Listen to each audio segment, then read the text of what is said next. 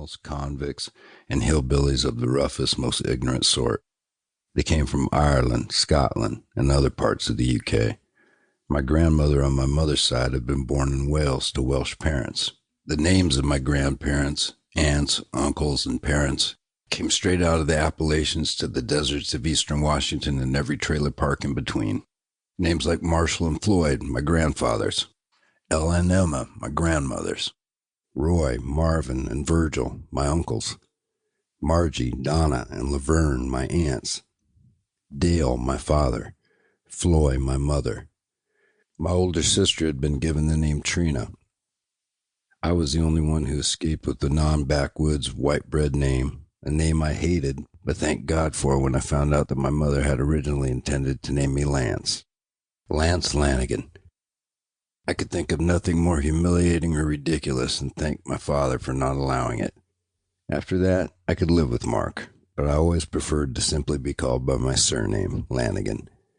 If I were introducing myself to a stranger, I would always use my middle name, William. As if by telepathy, though, that was how most of my teachers, coaches, and acquaintances referred to me, Lanegan. Both of my parents had come from backgrounds of extreme poverty and cruel deprivation. Both of their lives had been transformed by tragedy when they were young. Both of my parents were the first members of their large families to go to college. Both became school teachers.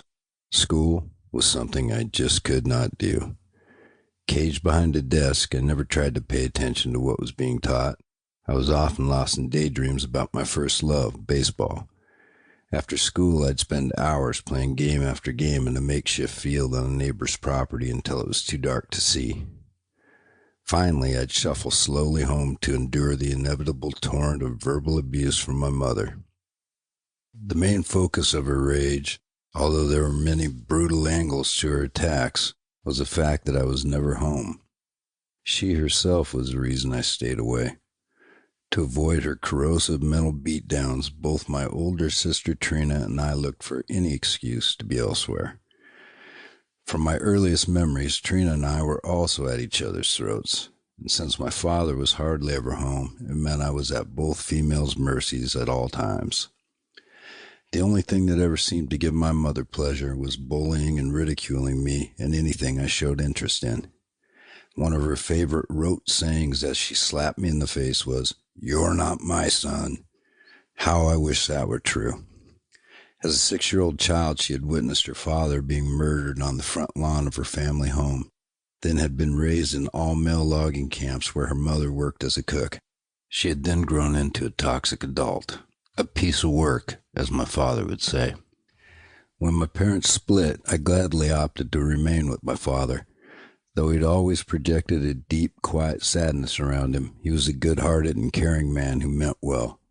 But from the time I was very young, he could not control me. I shoplifted Snickers, Three Musketeers, Milky Way, and Almond Joy candy bars from the Vale's grocery store across the street from my school, and then sold them to my classmates at a discount. I became obsessed with playing quarters, a game where the participants tossed coins off a wall. Whoever landed closest to the wall won all the money. I spent every spare minute rounding up kids to play and would get pissed when the bell rang to return to class. A close friend's father was a gambling device salesman who traveled to bars and taverns around the state, selling punch boards and other amusements for the drunks to waste their dollars on. One weekend I stayed at my friend's while his parents were gone. "Hey, Matt, let's get in and check out your dad's stuff." That was all it took.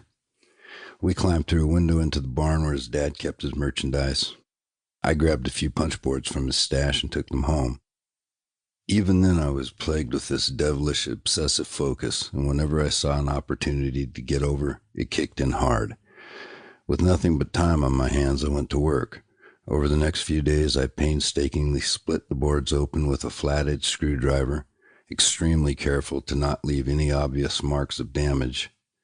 I then spent hours carefully unrolling the tiny pieces of paper inside, removing the ones with the $20, $50, and $100 winning numbers, replacing the $1, $2, and $5 winners and other non-winners back into their slots. Then I carefully glued both halves of the board back together. My handiwork was so tidy you couldn't tell anything had been done. To keep listening to this audiobook for free, click the link in the description. It will take you to a free Audible trial where you can listen to this and many other books for free for 30 days.